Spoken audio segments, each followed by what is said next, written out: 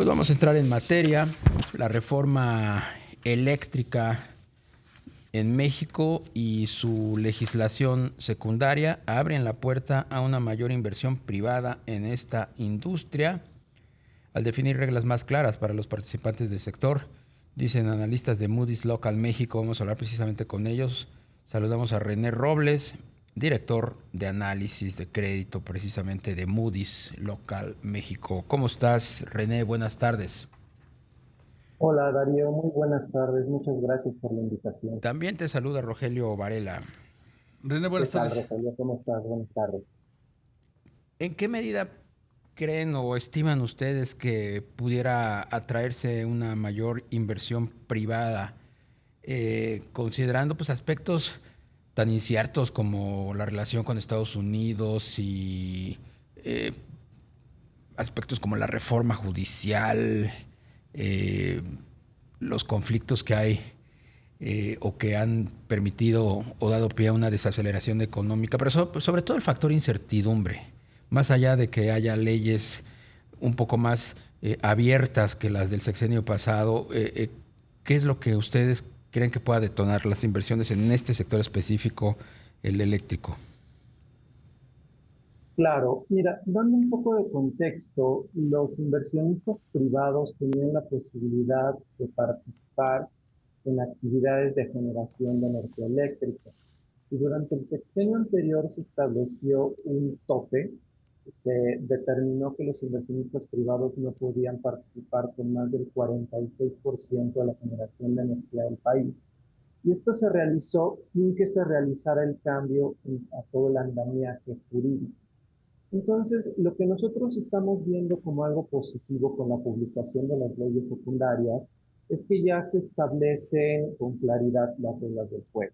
Se establece la prevalencia del Estado en materia de generación, o sea, el Estado va a seguir generando al menos el 54% de la energía, pero al mismo tiempo se establecen reglas del juego más claras.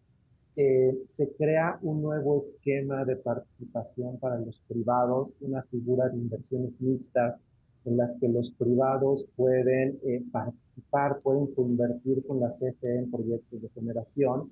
Los privados aportarían hasta el 46% de la inversión, la CFE aportaría al menos el 54% restante. Y además, en la Estrategia Nacional del Sector Eléctrico que se publicó en noviembre de 2024, se resalta la importancia de los privados en esta actividad de generación. Conforme a esta estrategia, el gobierno federal va a realizar una inversión de 12.300 millones de dólares en generación durante el próximo sexenio, pero también tiene contemplado que los privados puedan invertir entre 6.000 y 9.000 millones de dólares en esta clase de proyectos. Entonces hay un reconocimiento por parte del Estado de la importancia que tienen los privados en las actividades de generación y además hay un proceso de simplificación administrativa que permitirá que esta clase de proyectos sean tramitados, analizados y aprobados de manera más rápida. Todo esto es muy importante porque se estima que en los próximos 10 años la demanda de energía eléctrica en el país crezca a una tasa de entre 2.1 y 2.6%, dependiendo de distintos escenarios, pero es una tasa de crecimiento fuerte y por lo tanto se necesita un incremento sustancial en generación para poder satisfacer esta necesidad. Claro. René, y a partir de estas reglas que nos comentas, de estas precisiones en la parte jurídica, ¿tú ves que habrá apetito de el sector privado para entrar en estos proyectos eléctricos? Sí, el sector privado había venido participando ya.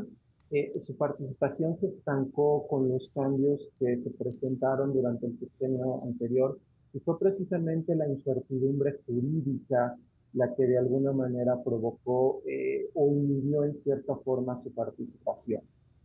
Pero a final de cuentas es un sector que permanece atractivo, se necesitan estas inversiones y además estos esquemas de participación, de coinversión con la CFE, me parece que pueden ser atractivos para los privados.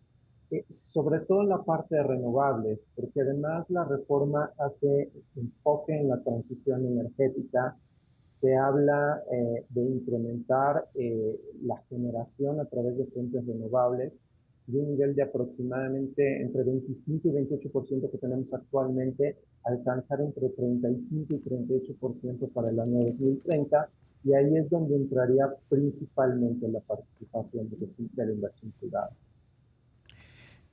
¿A ustedes, como al grueso de los inversionistas, les queda claro los alcances para invertir privadamente con estas leyes secundarias? Te lo pregunto porque todavía existía hasta hace unos cuantos días atrás, pues la poca claridad que había en torno de los cajones que pueden ser llenados por la inversión privada en diferentes ámbitos del sector eléctrico, más allá de las energías limpias, las energías renovables.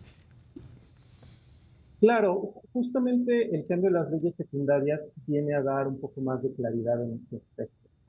Ya se está determinando con mayor claridad, sí, la prevalencia del Estado, pero ya los mecanismos son mucho más claros para permitir la participación de privados, ¿no? Hay tres esquemas generales a través de los cuales los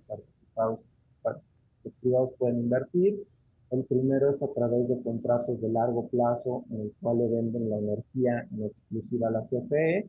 El segundo es este esquema de productores mixtos del que hablamos anteriormente. Y el tercero es con una participación directa en el mercado eléctrico mayorista. Entonces me parece que esta reforma sí viene a reforzar el andamiaje jurídico del sector, entendiendo también que persisten algunos riesgos, como bien mencionas, la reforma al sector judicial, el comportamiento de las variables macroeconómicas, principalmente la evolución del tipo de cambio, ya que esta clase de proyectos requieren inversiones muy relevantes. Por supuesto. René, y la parte de transmisión que pues es el gran cuello de botella de nuestro sector eléctrico, ¿ahí habrá espacio para el sector privado? ¿Seguirá siendo exclusividad del Estado? ¿Cómo se va a manejar ahora? Tanto transmisión como distribución permanecerán siendo actividades exclusivas del Estado.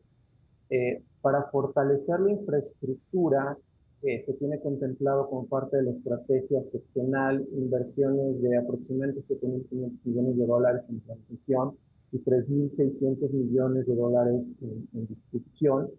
Y bueno, aquí el punto es que la ejecución por parte de la CFE tendrá que ser acertada, porque como bien comentas, también existen ciertas limitantes en esta infraestructura que pues, requiere inversiones significativas para mantenerse conforme a la próxima o a la demanda esperada de energía. René, ¿podemos hablar de la misma circunstancia en cuanto al sector de hidrocarburos? También tenemos leyes secundarias, estas competen básicamente a Pemex, donde también hay interés de inversionistas extranjeros y también nacionales privados de pues encontrar una ventana de oportunidad para invertir en una empresa que pues también requiere apoyo adicional ante la escasez de recursos.